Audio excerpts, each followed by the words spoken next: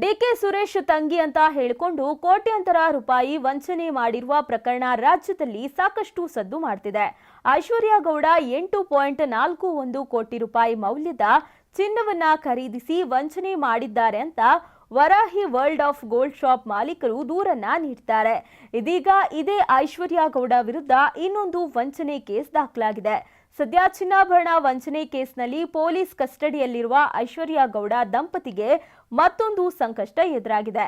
ಸಂಸದ ಡಿಕೆ ಸುರೇಶ್ ತಂಗಿ ಹೆಸರಲ್ಲಿ ಮತ್ತೊಬ್ಬರಿಗೆ ಐಶ್ವರ್ಯ ಗೌಡ ವಂಚನೆ ಮಾಡಿದ್ದಾರೆ ಅಂತ ಆಯ್ನಾತಿ ವಂಚಕಿ ಐಶ್ವರ್ಯ ಗೌಡ ವಿರುದ್ಧ ಬೆಂಗಳೂರಿನಲ್ಲಿ ಮತ್ತೊಂದು ಎಫ್ಐಆರ್ ದಾಖಲಾಗಿದೆ.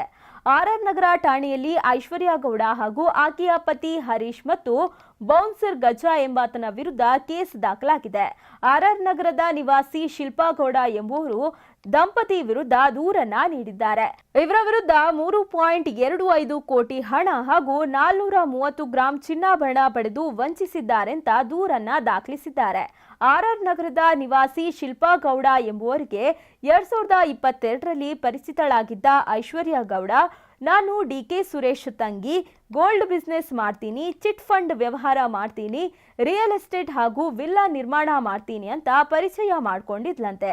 2022ರಿಂದ 2023ರವರೆಗೆ ಹಂತ ಹಂತವಾಗಿ 3.25 ಕೋಟಿ ಹಣ ಹಾಗೂ 430 ಗ್ರಾಂ ಚಿನ್ನಾಭರಣವನ್ನ ಐಶ್ವರ್ಯ ಗೌಡ ಪಡೆದಿದ್ದಾರೆ ಅಂತ ಶಿಲ್ಪಾ ಗೌಡ ಪ್ರಕರಣದಲ್ಲಿ ದಾಖಲಿಸಿದ್ದಾರೆ. ನೀಡಿದ ಹಣ ಹಾಗೂ ಚಿನ್ನಾಭರಣ ವಾಪಸ್ ಕೇಳಿದಾಗ ನನಗೆ ದೊಡ್ಡ ದೊಡ್ಡ ರಾಜಕಾರಣಿಗಳ ಬೆಂಬಲವಿದೆ, ನಿನಗೆ ಒಂದು ಗತಿ ಕಾಣಿಸ್ತೇನೆ ಅಂತ ಬೆದರಿಕೆ ಹಾಕಿರೋದಾಗಿ ಶಿಲ್ಪಾ ಗೌಡ ಎಫ್ಐಆರ್ನಲ್ಲಿ ಉಲ್ಲೇಖ ಮಾಡಿದ್ದಾರೆ.